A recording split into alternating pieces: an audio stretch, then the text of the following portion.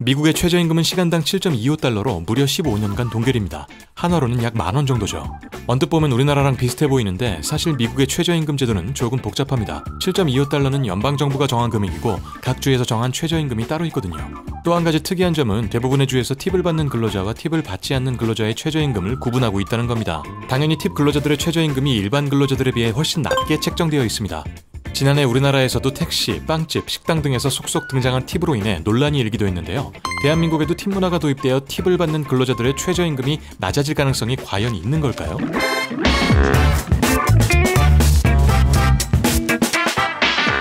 팁이란 이용자들이 서비스를 제공한 사람에게 감사의 의미를 담아 지불하는 금액을 말하는데요. 정확한 기원은 알 수 없지만 대략 중세 유럽의 귀족 문화에서 시작된 것으로 보고 있습니다.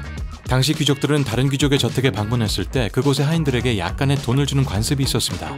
바로 이게 영국의 커피하우스로 번진 건데요. 가게 앞에 빠른 서비스 보장이라는 뜻의 To ensure promptitude라고 적힌 통을 놓아두던 것이 팁이라는 용어의 유래가 된 것입니다. 팁 문화가 미국으로 건너온 건 남북전쟁이 끝난 이후였는데요. 유럽을 여행하던 미국인들이 자신들의 부를 과시하기 위해 유럽 귀족의 풍습을 모방한 것이 시작이었죠. 이후 유럽에서는 팁이 점차 사라진 반면 미국에서는 의무에 가까운 문화로 자리 잡게 됩니다. 여기에는 노예 해방이라는 역사적 배경이 있습니다. 그 당시 흑인들은 노예 신분에서 벗어났지만 정상적인 임금을 제공하는 일자리를 찾기 어려웠어요. 고용주들은 고정된 임금을 지급하지 않고 대신 노동의 대가로 손님들한테 팁을 받도록 합니다. 그러던 중 한 기업이 기름을 붓습니다. 기차에 침대칸을 만든 회사였는데 흑인 남성들을 승무원으로 고용해 침대칸 승객들의 시중을 들게 한 겁니다. 문제는 아주 최소한의 임금만을 지불하고 승객들이 주는 팁으로 수익을 얻게 한 거죠. 흑인 노동자들은 백인 고객들의 팁에 의존할 수밖에 없게 됩니다. 그렇게 팁 문화는 감사의 마음을 담은 본래의 의미가 변모된 채 미국 전역에 뿌리내리게 되죠. 몇몇 주에서 팁 폐지 법안까지 통과시키며 없애보려는 움직임도 있었지만 미국 사회는 여전히 팁 문화를 고수하고 있습니다. 그런데 최근에는 미국 내에서도 팁이 선을 세게 넘었다는 얘기가 나올 정도로 팁 피로감을 호소하는 이들이 늘고 있습니다. 코로나 이후 비대면 결제 시스템이 확산되면서 디지털 팁이라는 게 도입되었는데요. 굉장히 노골적이고 집요하게 팁을 요구하는 일이 빈번해졌다고 해요. 팁을 입력해야만 결제를 끝내주는 것도 모자라 은근슬쩍 팁 금액의 비율도 늘려버린 건데요. 이전에는 총액의 10에서 15% 정도를 팁으로 지불하는 것이 일반적이었는데 최근에는 디지털 결제 시스템에서 선택할 수 있는 팁의 최소 비율이 18% 혹은 20%부터 시작하는 곳들이 많아졌다고 해요. 팁을 주지 않아도 되던 테이크아웃 카페나 패스트푸드점에서도 팁을 요구하는 곳들이 늘어났고요. 구매 가격이 저렴한 곳들은 총금액 대비 비율이 아니라 아예 1달러, 2달러, 3달러와 같은 구체적인 금액으로 팁 선택지를 제시합니다. 5,000원짜리 빵 하나 사는데 팁을 막 2,000원씩 내게 되는 거죠. 팁을 적게 내거나 안 내려고 해도 버튼을 찾기 힘든 경우가 많고요. 무엇보다 직원이 바로 앞에서 팁으로 얼마를 지불하는지 바라보고 있어서 노팁 버튼을 누르기가 쉽지 않습니다. 이러한 문제가 급부상하면서 죄의식 때문에 주는 팁이라는 뜻의 길드 티핑 팁과 인플레이션의 합성어인 팁플레이션 등의 신조어까지 등장할 정도라고 하죠. 우리나라에도 팁이 아주 없는 건 아닙니다. 택시에서 내릴 때 거스름돈을 받지 않는다거나 식당 직원분들께 감사의 의미로 현금을 드리는 분들이 간혹 계시죠.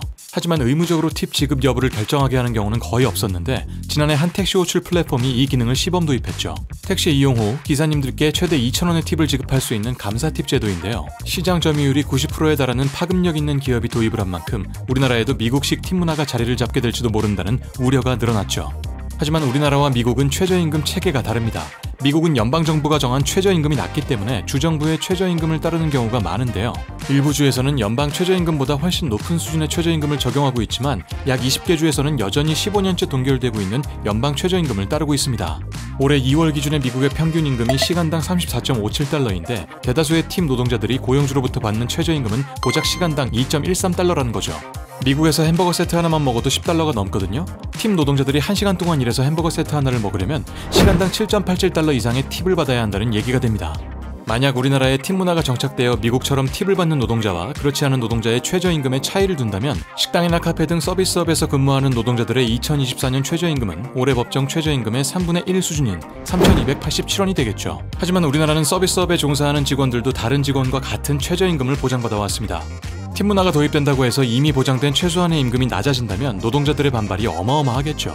차등 최저임금 제도를 오랫동안 유지해온 미국조차도 팁 노동자의 최저임금을 단계적으로 인상해 일반 노동자의 최저임금과 똑같게 만들자는 목소리가 커지고 있는 상황에서 우리나라가 갑자기 그 흐름을 역행할 이유도 없어 보이고요. 오늘의 결론, 팁 문화 도입으로 인해 우리나라의 최저임금이 낮아지는 일은 없을 것 같지만 15년째 동결인 미국 연방 최저임금 사례와 같이 인상이 매우 더뎌질 수는 있다는 사실. 물론 팀 문화가 도입되면 서비스의 질이 상승하고 근로자의 최종 소득이 높아질 수 있다는 장점이 있을 수 있겠죠. 하지만 물가 상승과 팁으로 인한 죄책감 발생 등 우려되는 부분이 많은 만큼 팀 문화 도입은 매우 신중하게 접근해야 할 문제가 분명합니다. 자, 오늘 영상 여기까지였고요. 금융에 대한 다양한 상상으로 뻗어나가는 길, 지금까지 상상대로였습니다.